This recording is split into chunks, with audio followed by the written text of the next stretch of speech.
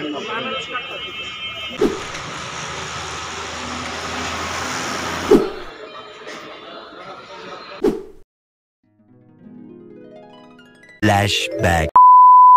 আসসালামু আলাইকুম, কেমন আছেন আপনারা সবাই? আলহামদুলিল্লাহ, আজকে পবিত্র শবে বরাত এবং জুম্মার দিন। তো প্রতি বছর এই দিন আমি পুরান ঢাকার চকবাজারে যাই। আর চকবাজার যাওয়ার উদ্দেশ্য হচ্ছে ওইখানকার শত বছর পুরনো ঐতিহ্যবাহী একটা খাবার। বিশেষ করে শবে বরাতের দিন এই খাবার আমরা অনেকে খেয়ে থাকি এবং আত্মীয় স্বজনদের বাসায় পাঠাই। যদিও শবে বরাত উপলক্ষে এই খাবার খাওয়ার কোনো নিয়ম নেই, তবুও আমরা ছোটবেলা থেকে এই খাবার দেখে আসছি। তো চকবাজারের উদ্দেশ্যে বের হয়ে গেলাম। আমাদের এদিক থেকে বাসে উঠে তারপর গুলিস্তান থেকে একটা রিক্সা নিয়ে চলে গেলাম চকবাজার। আলহামদুলিল্লাহ, আজকের আবহাওয়াটা অনেক সুন্দর ছিল এবং রাস্তাঘাটও একদম পরিষ্কার, কোনো জ্যাম নেই।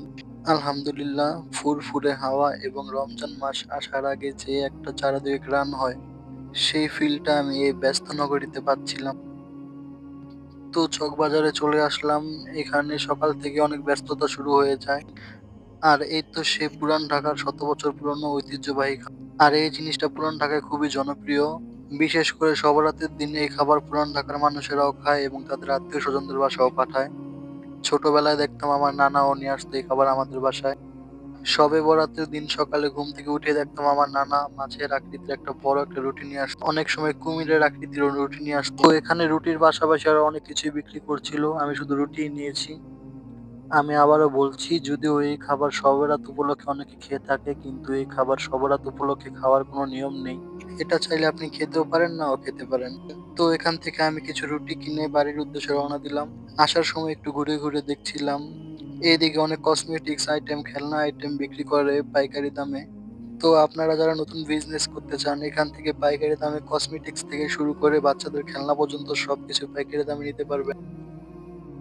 তো এখান থেকে কেনাকাটা শেষে আমি একটা রিক্সা নিয়ে আবার গুলিস্তানের উদ্দেশ্যে রওনা দিলাম। এই গুলিস্তান থেকে আপনারা বাংলাদেশের যে কোনো প্রান্তে যেতে পারবেন।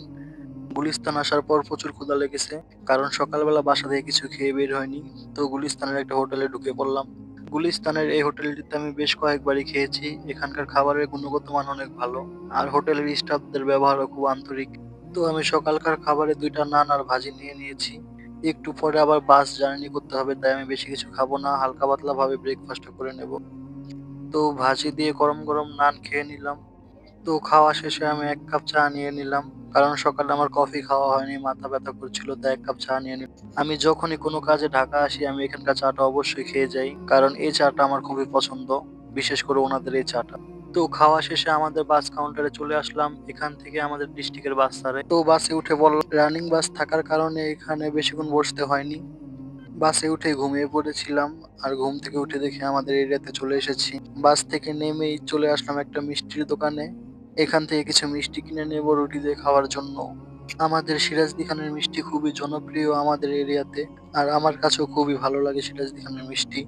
তো মিষ্টি নিয়ে বাড়ির উদ্দেশ্যে রওনা দিলাম। তো গাড়িতে আমার স্কুল লাইফের বেস্ট ফ্রেন্ডের সাথে দেখা, অনেকদিন পরে দেখা হওয়াতে অনেক কথা হলো, তাই ওই ক্লিপ আর নেওয়া হয়নি।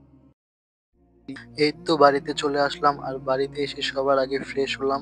ফ্রেশ হয়ে রুটিগুলো খুলে দেখলাম যে সব ঠিক আছে কিনা। অনেক সময় জার্নির কারণে রুটিগুলো ভেঙে যায়। তো গোসল করে নামাজ শেষে খেতে বসে পড়লাম দুপুরের খাবার। আজকের দুপুরের খাবারের মেনুতে ছিল চালের রুটি, গরুর কলিজা, 2 পদের হালুয়া এবং রুটি আর মিষ্টি। নবরাত্রির সময় প্রতি বছর এই খাবারই রান্না করা হয় আমাদের বাসায়। যদিও শবে বরাতে এই খাবার খাওয়ার কোনো নিয়ম নেই, তবুও ছোটবেলা থেকে দেখে আসছি এই খাবার বানানো। যাই হোক, এই খাবার আমার খুবই পছন্দ। আর আমি যা খাবার দুপুরে খেয়ে নেব, রাতে আর খাবো না, কারণ রাতে ভরা পেটে নামাজ পড়তে অনেক কষ্ট হবে। আমি আবারও বলছি, এইসব খাবার শবে বরাত উপলক্ষে খাওয়ার কোনো নিয়ম নেই, তবুও আমরা ছোটবেলা থেকে আমাদের দাদি নানিদের আমল থেকে দেখে আসছি এই খাবার। তো সেই হিসেব করে প্রতি বছরই বানানো হয়। আপনাদের ভিডিওটি কেমন লাগলো অবশ্যই কমেন্ট করে জানাবেন, আর আমার পেজে নতুন হলে অবশ্যই পেজটিকে ফলো করে দিবেন। সবাই ভালো থাকবেন, আল্লাহ হাফেজ।